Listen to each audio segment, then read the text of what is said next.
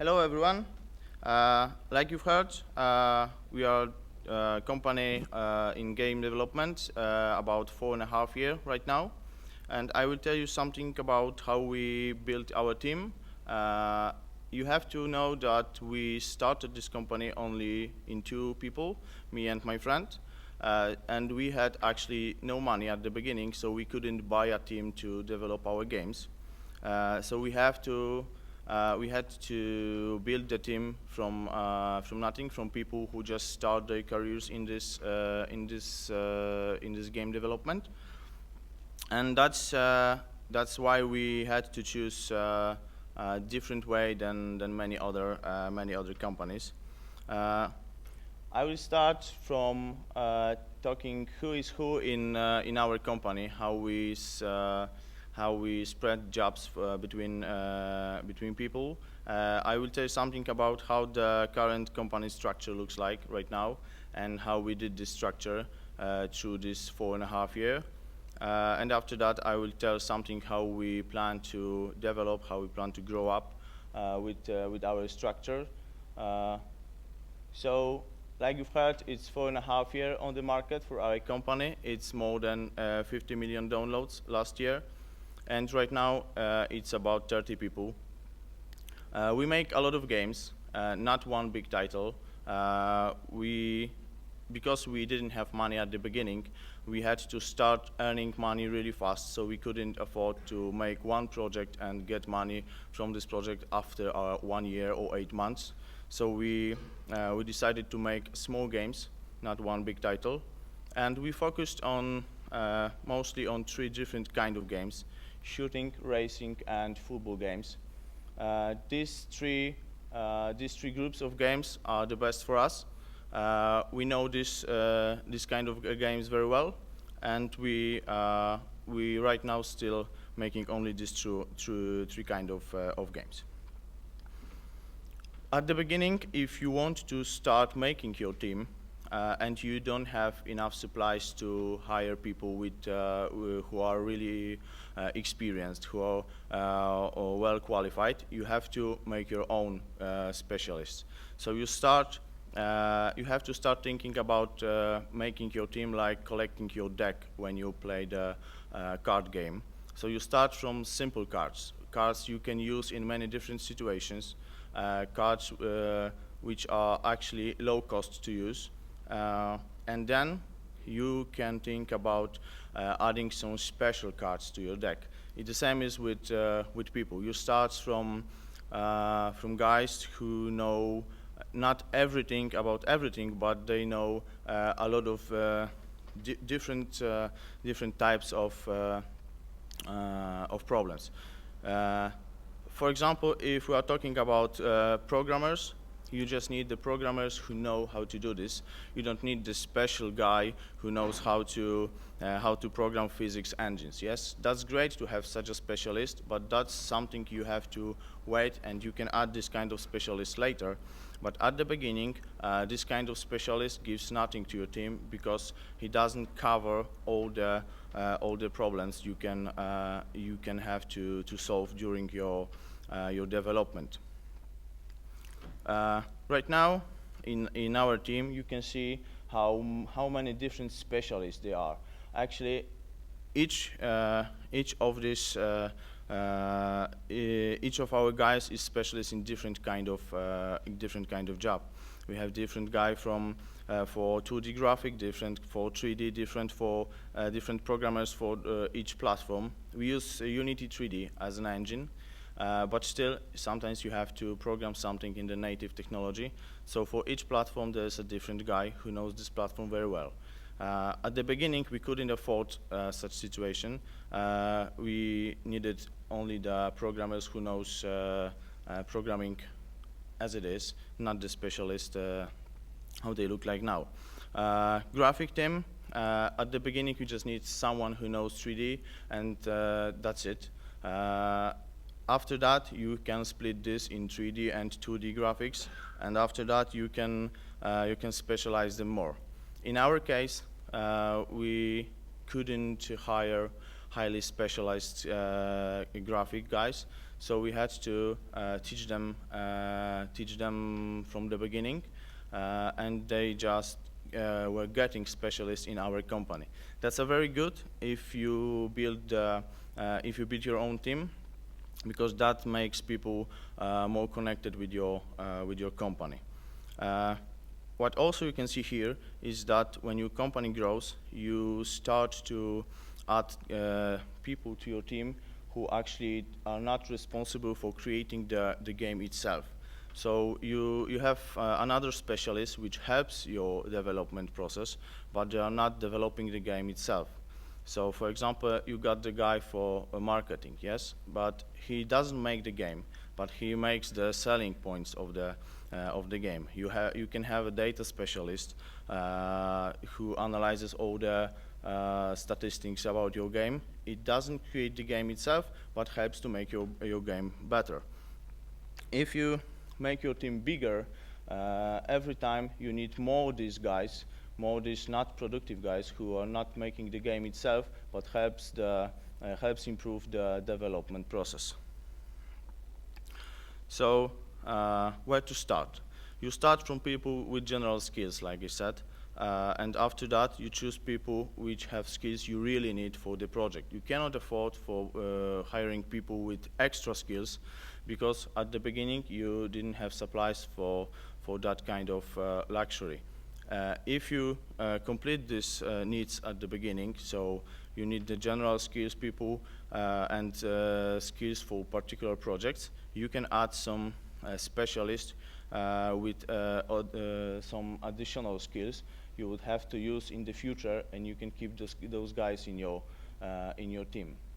Of course, there is a problem how to get good guys to your team, and at the beginning you cannot do anything else like just offering a job place in your company. For example, by press advertisement, and what's really good, you can just contact with some university, and that's good, because you can get guys who are well educated but no experience. You can create them a good workers, but you have to start from them, not from the headhunters who can bring you a really well qualified and experienced guy, but that costs a lot of money and you cannot do it at the beginning. Later, yes, of course, but at the beginning that's not a good idea. Of course, when you make a bigger team, there begins to be a specialization in your team, and of course, like every process has his pros and cons. If you have specialists in your team, they know they work better, so they can work faster, they can do better job.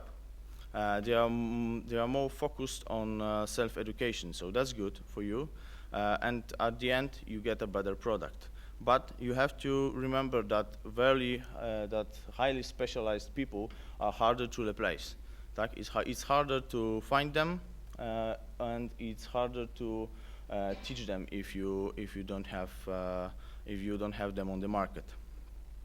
Another con is that communication is a little bit harder if you have the specialists, because they are very keen on their own part of the job, and they sometimes lose the focus on the global view of the project.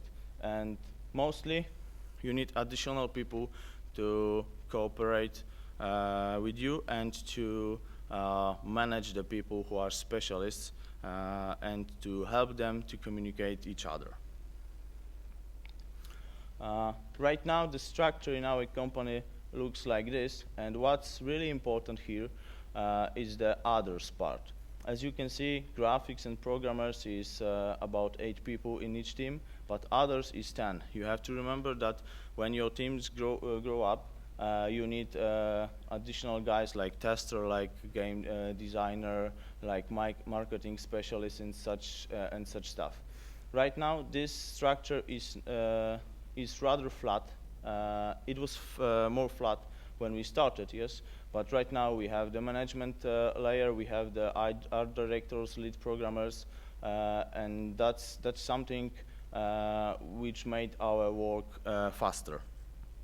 So right now it looks like this, And like I said, you have to know that there's others, not graphics and programmers, because people mostly think that making games is only graphic and programming. The other group is a lot of specialists. Like I said, data analysis, project management, video, which is really important right now, because when you publish your game to the store, it's really good to have a small movie about your game. And of course, higher specialized team is your advantage, because it makes your products better. Another really important part when you create your team is considering outsourcing as an additional worker. You can outsource your work, and it depends how you look at outsourcing. But we rather hire additional company to make some graphics for us. We never outsource development process, programming part, but we hire additional company to make some graphics.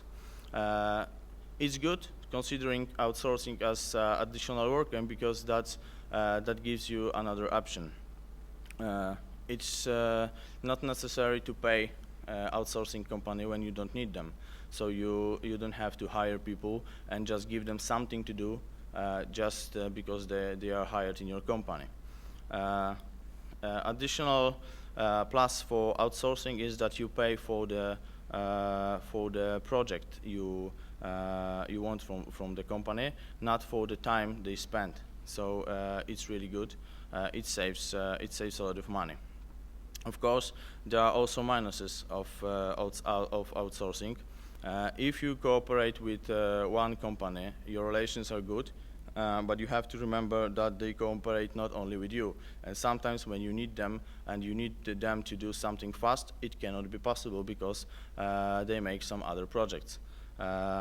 If you cooperate with occasional cooperants, you always have to tell them how you want your work is done for you. You have to teach them what kind of quality you need, and you need to tell them all the technical details you require for the job. But still, outsourcing we consider as a very good option, and we consider this as an additional worker in our structure.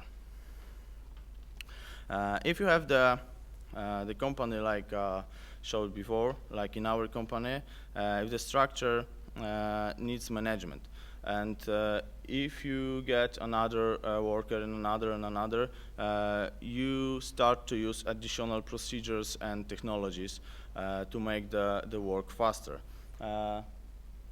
Those are classical systems like documentation, project management, and budget report, and hour tracking. But something, the last point, checklists, or we can call it good practices, is something we do in our company very often. When you publish your game, you can always make a checklist of things you always have to check before you release the game. And this kind of checklist is not something you can just write down and it's full. It always grows each time when some kind of error happens. When something changes, you add another point to your checklist. And before each release of each game, you can just take this list and check everything is okay. That's really good. That's something which saved a lot of time in our company and helped make our products better. Of course, additional procedures and technologies have pros and cons, like everything in the world. So pros of it makes your work more efficient and reduces the number of errors. But it needs extra time and it needs extra training for your team. You can see here four, or maybe, let's say 5 different systems, and each new member of your team need to be trained to use all those systems to make your work faster. So you have to remember that procedures are good, that makes your work better, but still needs some time and training. Right now, our company hires 30 people, but we know that this kind of structure, like it is right now in our company, can be expanded to 40, maybe 60 people. After that, we will have to make some changes. And the changes will look mostly like cutting the structure in half, making 2 teams instead of 1, and just adding one additional layer between the highest level in the structure, between bosses, and 2 sections, like I called them here in this presentation. And you can make this process again and again. So each of this section can grow up to 40, 60 people, and then can be split in a half, and another section will be created. And in this, of course, there is a limit. You cannot have one management layer for 1,000 sections, of course, and the structure will be growing up. But for the small company, which grows from zero, from just 2 people at the beginning, this kind of process is really good. From my experience, dividing Ariel then with 40 people is inefficient.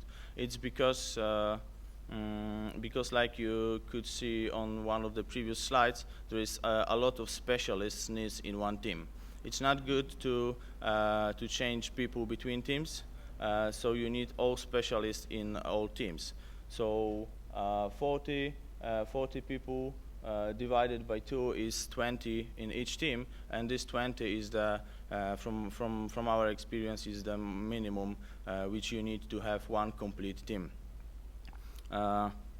We also noticed that it's better to have one bigger but complete team than 2 which are incomplete. So that's why we shouldn't divide the structure area. Then we can build a 2 completely functional teams. When you split your team, you can add extra specialization to each of the group. Like I said, we make a shooting game, we make a racing game. So when we split our team in half, we can make one section responsible only for racers and one team responsible only for shooting games. That will give us some benefits, because each team will be more specialized and more focused on one kind of game. But the problem when you have groups is always with the communication between groups. In the group, the communication is better, but exchanging the knowledge between groups gets harder. And that's something you have to remember about, that maybe you will need another person who will be responsible for communication between groups. As a summary, we can say that structure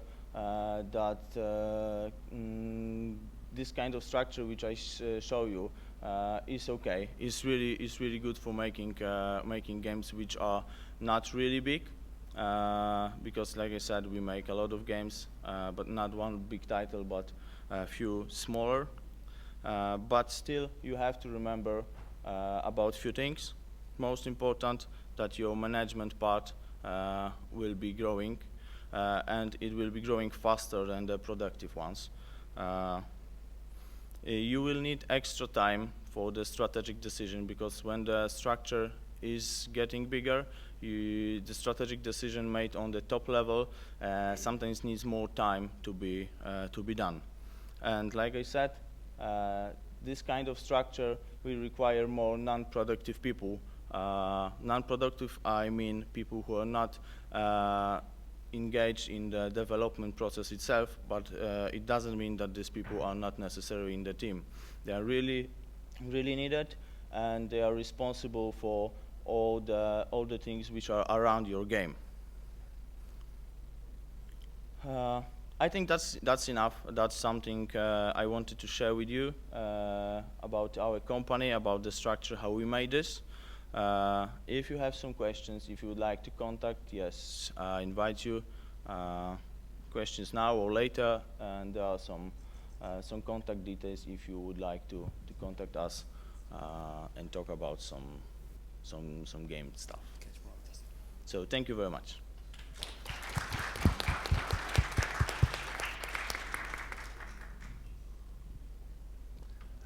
Damian, I've got a question here at the back. Can you hear me there? I was just wondering, I saw that you've put your what you call the boss, and then a project manager, and then you put your your functional programming below that. And I'm wondering Yes. when you manage what it's been like putting. You've only got one direct report up there, Yeah. as opposed to say having 3 or 4, obviously, and you're having yourself much more involved in operational thing. I'm just wondering, was that a recent introduction to have a project manager managing all the developers, and how that's worked for you? The project manager appeared in our company actually maybe a year, maybe a half year ago, something between this. Before that, the structure, like I said, was more flat. And the boss level was the top level, which was also the management level.